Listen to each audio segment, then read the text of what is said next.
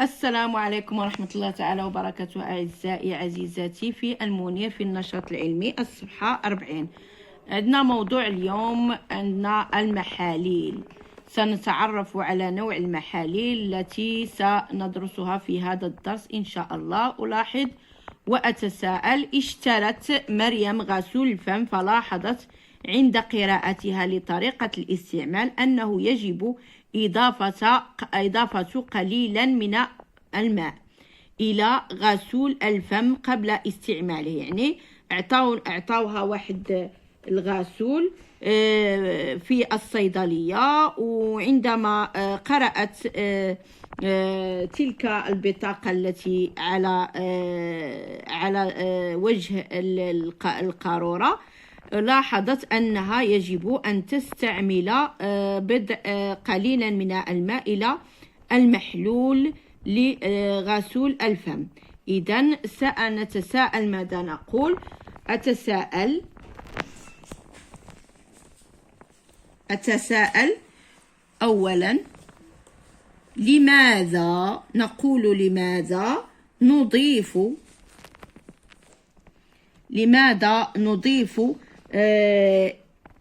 الماء إلى غسول الفم قبل استعماله؟ هذه هي التساؤل اللي غادي نطرحوها باش نعرفوا علاش نزيدوا الماء لغسول الفم. غادي نمشيو للفرضيه. علاش نزيدوا؟ نكتبوا لأن الماء يخفف غسول الفم لأنه مركز. هكذا، لأنه مركز، والماء يخفف لنا غسول الفم. غادي نمشيو للسؤال الثاني. النشاط الأول: لتعرف المحلول وأنواعه أنجز المناولات الثلاث الآتية. المناولة الأولى هي هذه كما راكم تشوفوا: أضع كمية صغيرة من الملح في كأس به ماء وأحرك الخليط. يعني المناولة هنا في بداية المناولة كما راكم تشوفوا داروا واحد القليل من الملح، وهنا بعد النهاية يعني منين خلطوه داب داك كنلاحظوا بأنه داب داك الملح. نمشيو المناولة الثانية: أضيف قليل من شراب الرمان في كأس به ماء وأحرك الخليط.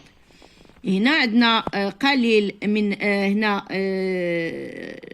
عصير الرمان وزادوا له الماء، وكما شفتوا هذه نهاية المناولة عند تحريكه. المناولة الثالثة: أفتح سدادة مشروب غازي ثم أصب المشروب في كأس. هنا واحد المشروب غازي داروه في واحد الكاس كما راكم تشوفوا، كنشوفوا واحد الفقاعات، وغادي نمشيو نسجلوا هاد الملاحظات كاملين، نسجلوهم في واحد الجدول كما راكم تشوفونا، وسجلوا ملاحظاتي في الجدول اسفله واستنتج. هنايا عندنا المذيب. واش نكتبوا هنا؟ المذيب هنا بالطبع هو اللي كيذوب فيه الجسم، اللي كيذوب فيه داك المحلول اللي كيذوب فيه. يعني شنو هو؟ الماء هو اللي هنا كنلاحظوا بأن الماء هو المذيب، يعني اللي كيذوب لنا. هنا غادي نكتبوا المذيب هو الماء. في ثلاث المناولات، بثلاثة المناولات غادي نكتبوا الماء هو اللي يذيب. المذيب هو الماء. نمشيو المذاب وحالاته الفيزيائية.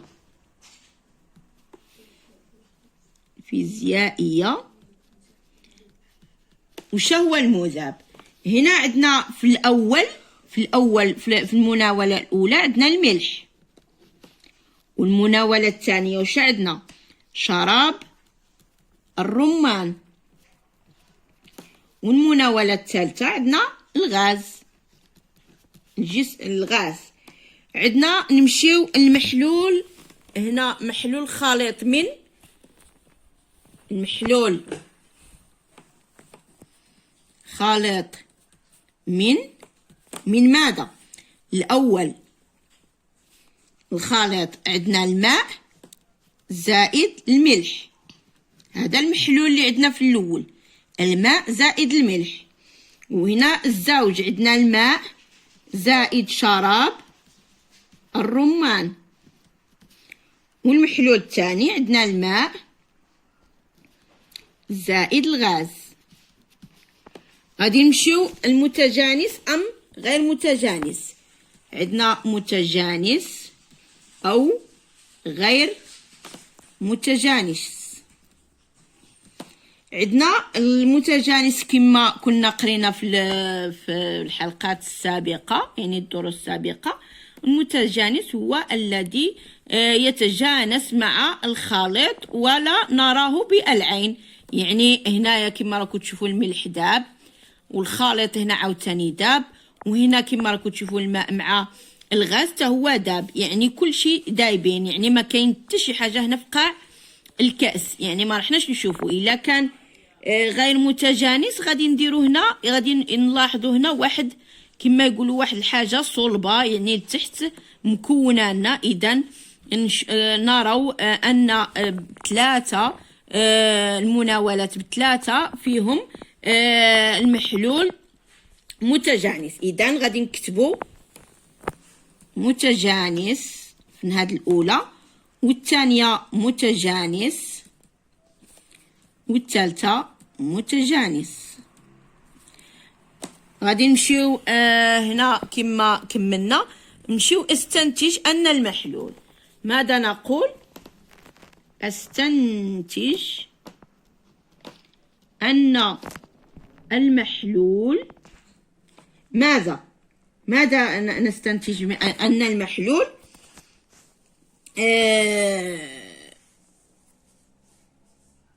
من مذيب الماء ومذاب في ثلاث حالات. في حالة صلبة، وحالة سائلة. صلبة بأن الملح كان صلبا ثم ذاب. حالة سائلة شراب الرمان. وحالة غازية هو الغاز. حالة غازية يعني عندنا استنتجنا أن محلول الماء مذيب في ثلاث حالات، والمذاب في ثلاث حالات، وهما حالة صلبة وحالة سائلة وحالة غازية. غادي نمشيو السؤال الموالي. النشاط 2. لأتعرف طبيعة المحلول أخذ 3 كؤوس بها الكمية نفسها من الماء، وأضيف إلى كل كأس قطعا من السكر كما توضح الصور الآتية. ثم أحرك محلول كل كأس. ألف. أتذوق المحاليل 3 وأقارن درجة حلاوتها. هو هذا السؤال.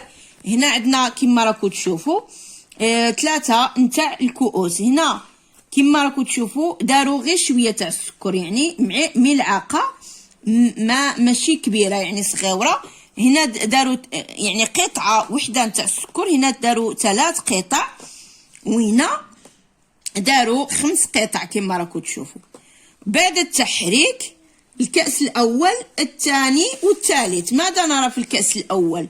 عندما كانت القطعة صغيرة فإنه سريع في الذوبان، يعني في استعداد.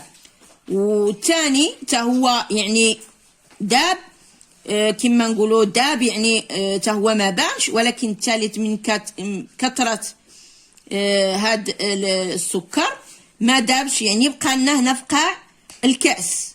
يعني الكأس الأول دابنا والزوج حتى هو داب، ولكن الثالث بكثرة الاخر السكر ما دابش بزاف. واش غادي نقولوا؟ المحلول الثاني كما قالوا هنا المحلول الثاني واش نقولوا؟ غادي نكتب لكم هنايا، نكتبوا بعدا المحلول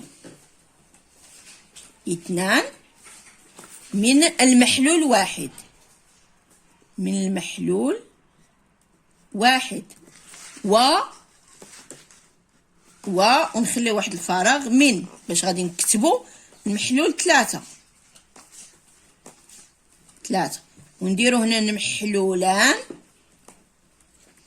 1 و2 ونخليو الفراغ بينما المحلول 3.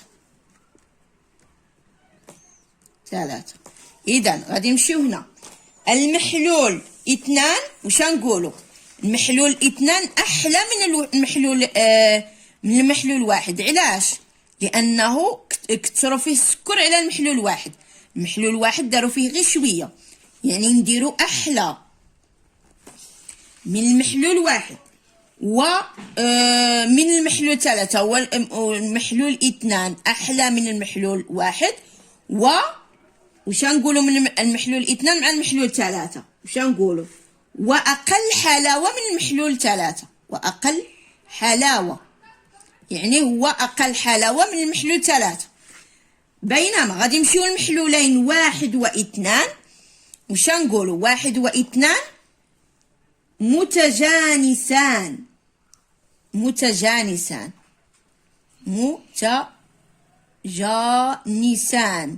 يعني ما كيبانش فيهم هذيك المادة نتاع السكر، ما كتبانش في الماء. نقولوا في هذه الحالة نقولوا المحلولان 1 و2 متجانسان، بينما المحلول 3 غير متجانس. علاش غير متجانس؟ لأن دوك القطع تاع السكر باقية بينه، غير متجانس، باقية بين فقاع الكاس كما راكم تشوفوا هنا. هاد الحالة هي اللي نقولوا غير متجانس. وهنا منين مذابين كلشي مذاب نقولوا متجانس. غادي نمشيو هنا اللغة الفرنسية. غادي نمشيو l'activité 3 pour connaître les facteurs qui influencent la vitesse de dissolution de la matière en introduit la même quantité de sucre dans les 4 verres comme le montre le document ci-dessous. J'observe et je remplis les vides par les termes suivants: la température, l'agitation, la surface de contact du sucre avec l'eau plus rapide.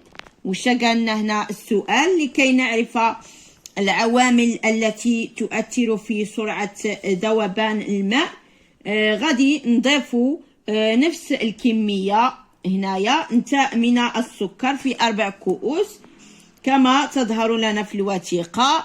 وكما كتشوفوا يعني هنايا الماء يكون هنا عادي، وهنا الماء بارد، وهنا الماء سخون فيه الحرارة، وهنا الماء سخون. إذن غادي نمشيو يعني هنا قالوا لنا نختاروا وحدة فيهم باش نكتبوهم هنايا. إذن غادي نمشيو لو بروميير la dissolution du sucre dans le verre de هو هذا. وش غادي نقولوا عليه؟ احنا نشوفوا الماء فيه هنايا بارد. وش غادي نقولوا؟ غادي نقولوا بلو رابيد، يعني في السع داب. بلو رابيد غادي نكتبوا هذه بلو رابيد هي غادي نكتبوا هذه التالية نكتبوها هنايا. بلو رابيد هذه غادي نكتبوها هنايا في هذه. غادي نمشيو بلو رابيد دو لو فيغ 1 يعني في السع دابت على الكاس الأول. Le facteur qui influence des vitesses est. وش نقولوا هنايا؟ غادي نكتبوا لاجيتاسيون. هذه لاجيتاسيون نكتبوها هنايا لاجيتاسيون. غادي نمشيو هنا 3 la dissolution du sucre dans le verbe 3a. عندنا في 3 هو هذا اي واش غادي نقولوا plus rapide. هنا نكتبوا plus rapide. تا هنايا plus rapide يعني في الساعة يدوب dans le verbe 2 que le verbe 2 يعني في الساعة يدوب على الكأس الثاني. هذا الكأس الثالث في الساعة يدوب على الكأس الثاني. غادي نمشيو لو فاكتور كي انفلونس اي واش غنقولوا اي تمبيراتور. اي تمبيراتور نكتبوا هذه تمبيراتور نكتبوها هنايا. غادي نمشيو هنايا 5 la dissolution du sucre dans le verbe 4 et le verbe 4 واش نقولوا بلي حتى هي رابيد. هذه التاليه بلو رابيد نكتبوها هنا dans le verbe 3 le facteur qui influence اي واش نقولوا اي نكتبوا هذه la surface de contact du sucre avec l'eau. هذه نكتبوها dernière question. إذا غادي نمشيو التروازيام تعلماتي الجديدة. المحلول الخالط من مذيب كالماء. الماء هو اللي كيذوب لنا ومن مذاب كالسكر جسم صلب يعني السكر جسم صلب أو كشراب الرمان هو جسم سائل كما قلت لكم في الأسئلة السابقة أو جسم غازي. المحلول المشبع هو خليط غير متجانس. المحلول المشبع منين يكون شبعان الكاس يعني مثلا السكر نديرو واحد القياس كبير وغادي يوضع لنا واحد كما نقولوا واحد الخليط لتحت يعني كيبان لنا بالعين المجرده. اذا نقولوا خليط غير متجانس. من مذيب ومذاب وهو محلول مركز ولتخفيفه نضيف اليه الماء يعني الا بغينا نخففوه نزيدوا له الماء. لتسريع ذوبان ماده صلبه نفتتها. الا بغينا ندوبوا ماده صلبه بسرعه خصنا نفتوها او تكون على طريقه بحال الغبره يعني بحال السكر نردوه غبره في الساعه يذوب لنا ونضعها في ماء ساخن. وحتى الماء الساخن كيسرع لنا الذوبان على الماء البارد ونرفع من سرعه التحريك. غادي نمشيو السؤال رقم 4. استثمر تعلماتي. النشاط 1 كيف احضر محلولا ملحيا من الادوات الاتيه من اقل فتره زمنيه ممكنه. يعني كيفاش نصاوب واحد المحلول. عطاونا هنا الملح ناعم وعطاونا هنا ماء بارد وعطاونا الملح خاشن وعطاونا ماء ساخن عطاونا ملعقه باش غادي نحركو. يعني واش غادي نختاروا واش نختاروا الملح الناعم ولا الملح الخاشن؟ بالطبع الحال الناعم في الساعه يذوب على الخاشن. الناعم كيذوب على الخاشن. اذا واش نقولوا اضع الملح الناعم في كأس الماء. واش نختاروا الماء البارد ولا الساخن؟ من هو اللي يذوب لنا في الساعه؟ بطبع الحال غادي نختاروا الماء الساخن من كأس الماء الساخن ثم نحرك بالملعقه ثم نحرك بالملعقه بسرعه. هنا نكتبوا بسرعه ثم نحرك بالملعقه بسرعه. غادي نعيد. اضع الملح الناعم في كأس الماء الساخن ثم نحرك بالملعقه وبسرعه باش في الساعه يذوب لنا دوك المحاليل. اذا غادي نمشيو اكتيفي 2. سليم a acheté un bain de bouche. سليم اشترى كانت فيه الحساسيه وفي الفم واشترى واحد جيل بوش يعني واحد الجيل. غاد الى لو dans la notice de ce bain. راه قرا في هذيك كيما نقولوا ديك تاع القرعه. Il est conseillé d'ajouter de l'eau au bain دو بوش افون دو لوتيليزي، يعني قالوا له خصك تزيد واحد الكميه نتاع الماء قبل ما تستعمل هذاك الجل تاع لابوش نتاع الفم. Pourquoi doit-on ajouter de l'eau au bain de bouche avant de l'utiliser؟ علاش يعني خصنا نزيدو هذاك في داك المحلول شويه نتاع الماء. Je réponds en utiliser le terme diluer l'eau concentrée. يعني واش قالوا لنا هنايا؟ يعني واش diluer يعني تخفيف باش نخفوه، لو يعني الماء، و كونسونطري يعني مركز. واش غادي نكتبوا؟ لو بان دو بوش يعني الاخر المحلول الاخر نزيد نضيف اليه الماء، نضيف اليه الماء. هنا واش غادي نكتبوا؟ كونسونطري يعني هو راه مركز، pour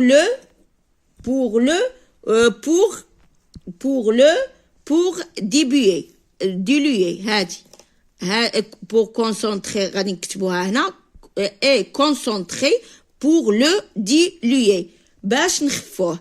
هنا راه مركز concentré يعني مركز، pour le diluer يعني باش نخفوه on ajouter de l'eau باش نخفوه نزيدوا له شويه نتاع الماء.